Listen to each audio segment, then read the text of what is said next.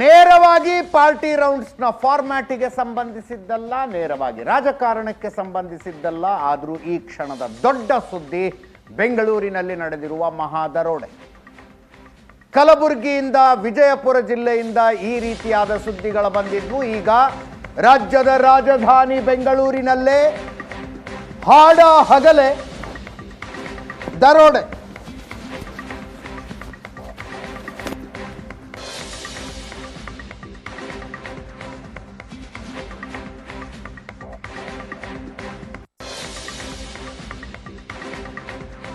$11 ಲಕ್ಷ ದರೋಡೆಕೋರರು ಹೊತ್ಕೊಂಡು ಹೋಗಿದ್ದಾರೆ. ಡೈರಿ ಸರ್ಕಲ್ ಫ್ಲೈಓವರ್ನಲ್ಲಿ ಎಟಿಎಂಗೆ ಹಣ ತುಂಬಿಸುವ ವಾಹನವನ್ನ ಅಡ್ಡಗಟ್ಟಿ ದರೋಡೆ ಮಾಡಿದೆ ಗ್ಯಾಂಗು.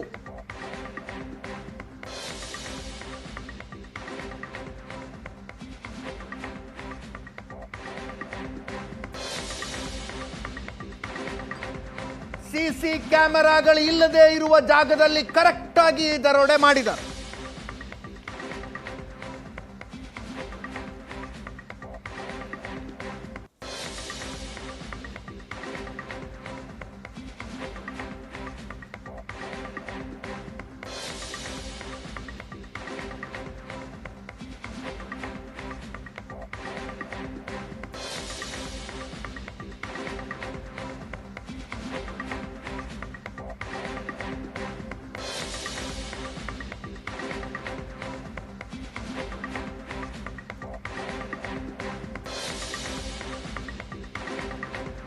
ಎರಡು ಭಾಗಗಳಲ್ಲಿ ನಡೆದಿದೆ ದರೋಡೆ. ಹಾಗೆ ನೋಡಿದ್ರೆ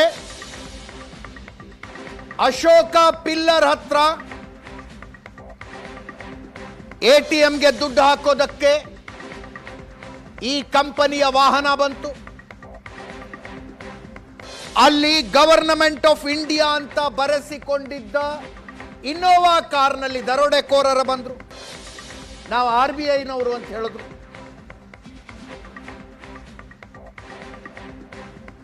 CMS ಕಂಪನಿಯ ಸಿಬ್ಬಂದಿಯನ್ನ ನಾವು RBIನವರು ಅಂತ ಹೇಳಿ ಹೆದರಿಸಿದ್ರು.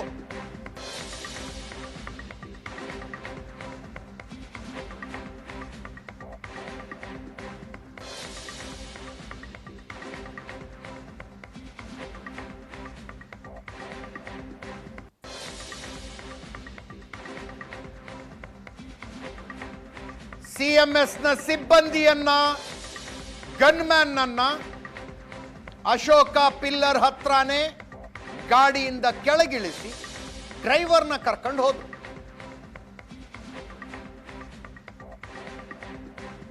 ಡೈರಿ ಸರ್ಕಲ್ ಫ್ಲೈಓವರ್ ಮೇಲೆ ಗಾಡಿ ಇದ್ದಾಗ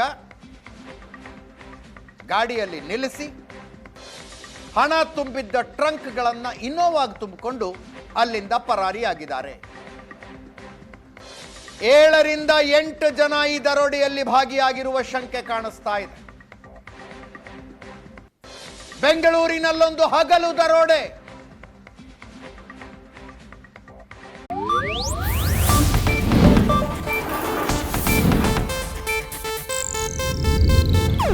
ಇದು ಏಷ್ಯಾನೆಟ್ ನ್ಯೂಸ್ ನೆಟ್ವರ್ಕ್ ಪ್ರಸ್ತುತಿ.